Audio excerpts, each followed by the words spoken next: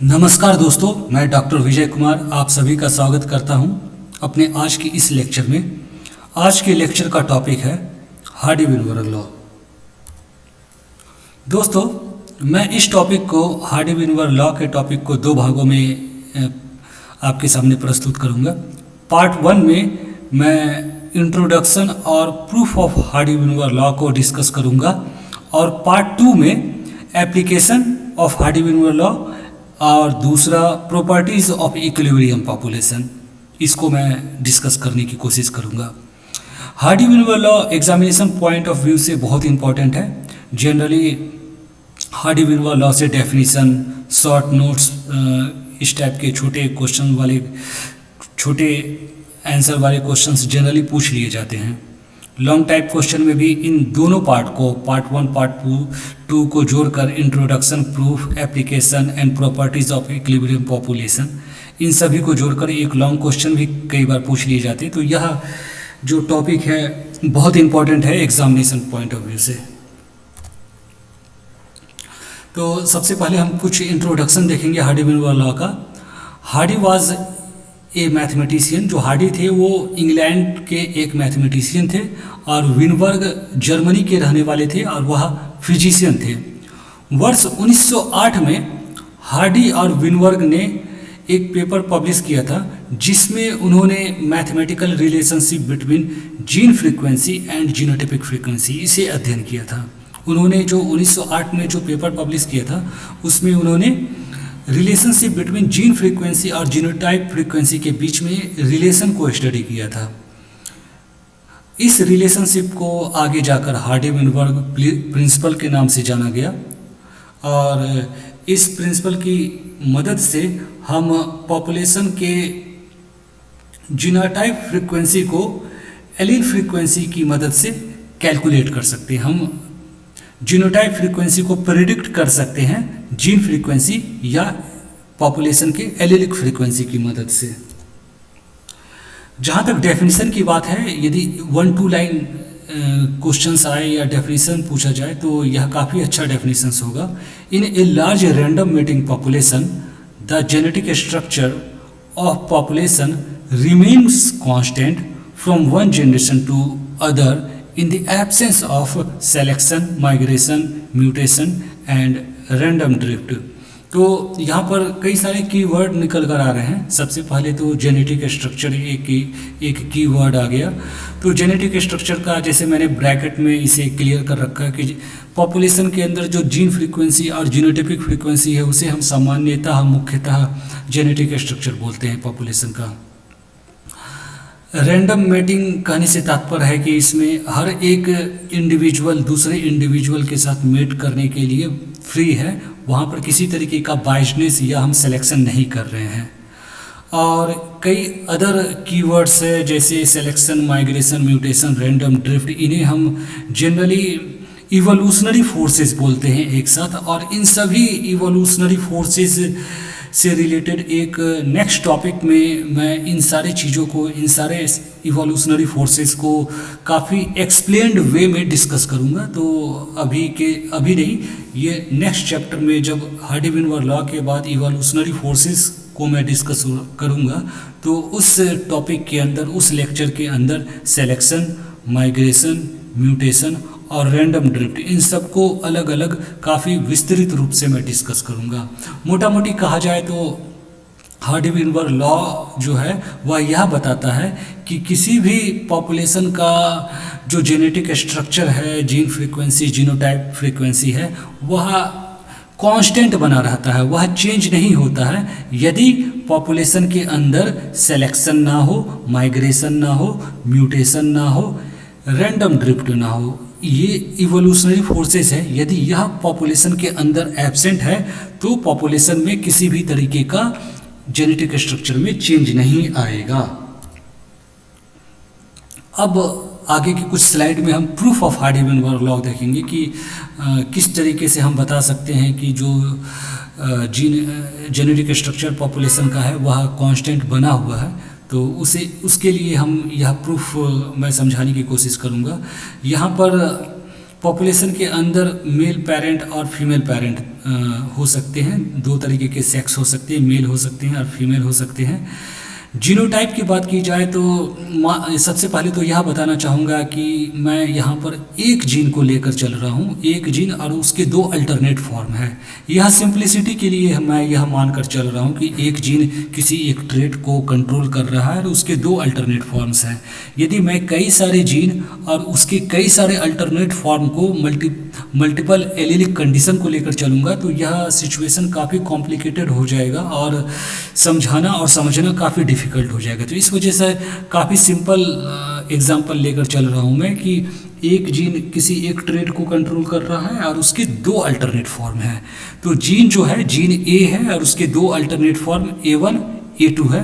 तो मेल के अंदर तीन तरीके के जीनोटाइप होंगे, जैसा कि मैंने डिस्कस कर रखा है कि जीनोटाइप तीन तरीके के हो सकते हैं यदि एक जीन के दो अल्टरनेट फॉर्म होंगे। मेल के अंदर और फीमेल के अंदर, दोनों के अंदर तीन तरीके के आपको जीनोटाइप मिलेंगे। A1 A1 जो कि होमोजाइगस रिसेसिव बोल सकते हैं यदि A1 रिसेसिव है तो A1 A1, A1 A2 जिसे हम हेट्रोजाइगस बोल सकते हैं, और A2 A2 इसे भी होमोजाइगस डोमिनेंट बोल सकते हैं। या फिर हम A1 को डोमिनेंट लेकर चलते हैं तो A1 A1 आपका होमोजाइगस डोमिनेंट हो गया और A2 A2 जो है वह होमोजाइगस रिसेसिव हो जाएगा और A1 A2 हेट्रोजाइगस कंडीशन हो जाएगा। सिमिलरली फीमेल पेरेंट के अंदर भी तीन तरीके के जीनोटाइप्स होंगे। A1 A1 homozygous dominant, A1 A2 heterozygous और A2 A2 होमोजाइगस रिसेसिव। अब जीनोटाइप के बाद इस तरीके के मेल और फीमेल पेरेंट्स से किस तरीके की गैमीट आएंगे, तो दो तरीके की गैमीट आ सकते हैं। A1 गैमीट आ सकता है और A2 गैमीट आ सकता है। A1 गैमीट जो है वह A1 A1 जीनोटाइप और A1 A2 जीनोटाइप से आएंगे, क्योंकि इन दोनों जीनोटाइप में A1 अवेलेबल है तो यहाँ से A1 गैमीट आ सकते हैं। A2 गैमीट जो है वह A1 A2 जीनोटाइप और A2 A2 जीनोटाइप, इन दोनों जीनोटाइप से आ सकते हैं क्योंकि इन दोनों जीनोटाइप में A2 अवेलेबल है। अब हम इसकी फ्रीक्वेंसी मानकर चलते हैं कि ये जो फ्रीक्वेंसी है A1 गैमेट की वह पॉपुलेशन के अंदर हम मानकर चलते हैं कि वह P है, स्मॉल p, और जो A2 की फ्रीक्वेंसी है वह Q है, स्मॉल q। तो यहाँ पर जो डोमिनेंट जीन है उसकी फ्रीक्वेंसी भी हम P से डिनोट करते हैं और रिसेसिव एलील की फ्रीक्वेंसी को भी हम Q से डिनोट करते हैं। सिमिलरली जो यहाँ पर हमने दो तरीके की गैमेट देखे वह फीमेल के अंदर भी सिमिलरली ऐसे ही दो तरीके के गैमेट बन सकते हैं, A1 और A2 with frequency P, small p and small q। अब इन मेल और फीमेल पेरेंट के बीच में जब मेटिंग होगा तो यह चार तरीके की कॉम्बिनेशन मैंने बनाए हैं। इस तरीके के सिचुएशन हो सकते हैं, इस तरीके के ऑफ स्प्रिंग आ सकते हैं। A1 A1, A1 A2, फिर से A1 A2 और A2 A2, इस तरीके के जीनोटाइप प्रोजेनी के अंदर, ऑफ स्प्रिंग के अंदर बन सकते हैं। अब इनके जो फ्रीक्वेंसीज होंगे, प्रोबेबिलिटी होंगी इस तरीके के जीनोटाइप बनने के, वह जो जीन फ्रीक्वेंसी या गैमेट की फ्रीक्वेंसी है उसके मल्टीपल के बराबर होंगे। कहने का तात्पर्य है कि A1 A1 टाइप के जो प्रोजेनी बनेंगे उसका जो प्रोबेबिलिटी या फ्रीक्वेंसी होगा वह P² होगा, क्योंकि A1 जो मेल और फीमेल दोनों से A1 टाइप के ही गैमेट आ रहे हैं और जो A1 की जो फ्रीक्वेंसी है वह दोनों में P है, तो P इंटू P P² हो जाएगा। A1 A2 टाइप के जो जीनोटाइप बनेंगे, जो प्रोजेनी बनेंगे, उनकी फ्रीक्वेंसी जो है वह PQ निकल कर आएगा, क्योंकि इनका मल्टीपल PQ होगा, P और Q होगा। सिमिलरली A2 जो जीनोटाइप बनेंगे प्रोजेनी के अंदर, उनकी जो प्रोबेबिलिटी या फ्रीक्वेंसी होगी वह Q² होगा। तो इस तरीके से हमने हर तरीके के जो प्रोजेनी आएंगे उसकी हमने प्रोबेबिलिटी या फ्रीक्वेंसी को कैलकुलेट कर लिया। अब आगे देखते हैं। या इस स्लाइड पर हमने पीछे की स्लाइड पर जो चीज़ें दिखाया है उसे एक्सप्लेन किया गया है वर्ड में। Let us suppose that a particular gene is segregating two alleles A1 A2, जैसा कि मैंने बताया था कि एक जीन के दो अल्टरनेट फॉर्म है A1 A2, and that the frequency of A1 is small p and frequency of A2 is small q। जैसा मैंने ऑलरेडी डिस्कस कर रखा है कि A1 का फ्रीक्वेंसी स्मॉल p और A2 की फ्रीक्वेंसी स्मॉल q है, और यह मानकर चल रहे हैं कि यह जो मीटिंग हो रहा है वह रैंडम मीटिंग हो रहा है, और जो प्रोबेबिलिटी A1 होमोजाइगोट के बनने की प्रोबेबिलिटी है वह मल्टीप्लिकेशन होगा जीन की फ्रीक्वेंसी के, तो P है, और जो दूसरा होमोजाइगोट है वह A2 है, उसकी जो फ्रीक्वेंसी है सिमिलर वे में Q होगा। तो मैं आशा करता हूँ यहाँ तक आप लोगों को चीज़ें क्लियर होंगी। अब A1 A2 का जो फ्रीक्वेंसी है वह थोड़ा सा डिफरेंट वे से हम समझने की कोशिश करेंगे कि यहाँ पर A1 A2 हेट्रोजाइगोट वह बनने का पॉसिबिलिटी दो तरीके से हो सकता है। पहला तरीका जिसमें A1 स्पर्म A1 से A1 टाइप का स्पर्म यूनाइट करेगा A2 टाइप का एग के साथ, ओके। और जो दूसरा पॉसिबिलिटी है वह यह है कि A2 टाइप का स्पर्म जो है वह यूनाइट करेगा A1 टाइप के एग के साथ। इन दोनों कंडीशंस में जो जीनोटाइप बनेंगे वह A1 A2 टाइप के बनेंगे। लेकिन यहाँ पर चीज़ क्या डिफरेंट है कि जो गैमीट आ रहे हैं वह जो A1 या A2 टाइप का जीन आ रहा है, एक में तो A1 टाइप का जीन स्पर्म से आ रहा है, दूसरे में A1 टाइप का जीन एग से आ रहा है। तो यहाँ पर यह डिफरेंस है। तो लेकिन जो जीनोटाइप बनेंगे दोनों कंडीशन में A1 A2 टाइप का ही होगा, और दोनों कंडीशन में जो फ्रीक्वेंसी बनेंगी वह PQ ही आएगा। और इन दोनों PQ का ऐड, क्योंकि इस एक सिनेरियो में, इस एक स्टोरी में दो कंडीशंस में दो जगह पर आपको A1 A2 बन रहा है। P² और Q² आपको सिर्फ एक ही जगह बन रहा था, लेकिन PQ वाला कंडीशन आपको दो जगह मिल रहा है। तो जो टोटल जो फ्रीक्वेंसी होगा हेट्रोजाइगोट की वह दोनों को योग करेंगे और 2PQ होगा। तो इस तरीके से हम देखेंगे कि जो हमारा जीनोटाइप, तीन तरीके का जो जीनोटाइप ऑफ स्प्रिंग में प्रोजेनी में बन रहा है वह A1 का जो फ्रीक्वेंसी है वह P², और A1 A2 की जो फ्रीक्वेंसी है वह 2PQ, और A2 की जो फ्रीक्वेंसी है वह Q² निकल कर आया। आशा करता हूँ यहाँ तक चीज़ें क्लियर होंगी। यदि क्लियर नहीं हो रही है आप फिर से इसे समझ सकते हैं, बैक करके आप पीछे वीडियो बैक करके आप फिर से आप देख सकते हैं इस वीडियो को, तो चीज़ें मुझे लगता है कि क्लियर हो जाएंगी। अब these predicted frequencies can be obtained expanding binomial expression P plus Q² equal to P² plus 2PQ plus Q²।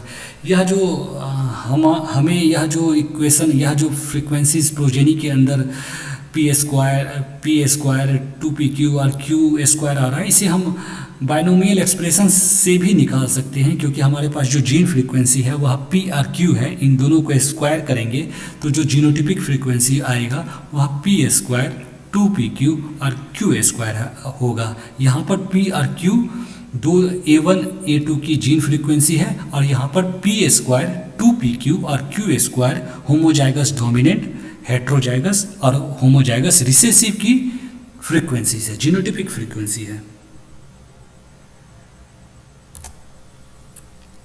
अब हम यह देखेंगे कि हमारे जब हमने शुरुआत किया था पॉपुलेशन को, तो वहाँ पर जो हमारी फ्रीक्वेंसीज थी, जीन फ्रीक्वेंसी थे डिफरेंट इंडिविजुअल्स में, वह P और Q था। अब जो हमारे पास ऑफ स्प्रिंग आए हैं उसमें जीनोटिपिक फ्रीक्वेंसी हमने निकाल कर देखा, वह P², 2PQ और Q² था।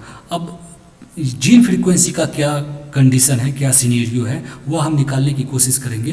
तो P के लिए जो यदि हम A1 एलील की फ्रीक्वेंसी निकालना चाहते हैं, तो जो फार्मूला होता है वह होता है D प्लस हाफ H।